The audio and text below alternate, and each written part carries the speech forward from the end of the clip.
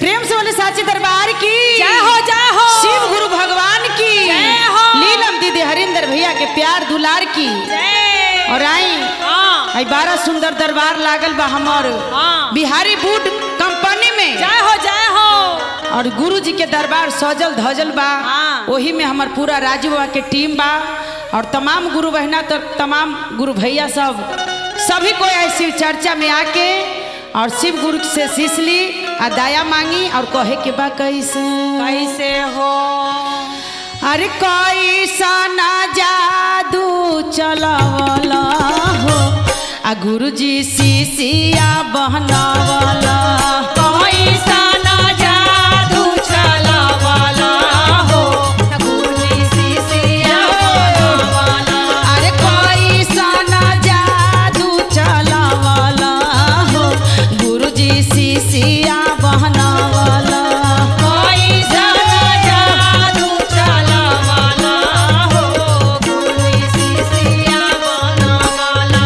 अरे शीशिया बनावला गुरु जी शीशिया बनावला। शीशिया बनावला गुरुजी शीशिया बनावला। अरे शीशिया बनावला गुरु जी शीशिया बनावला। शीशिया बनावला गुरुजी शीशिया बनावला। अरे कैसा ना जादू चलावला जय हो। गुरु जी शीशिया बनावला। अरे कैसा ना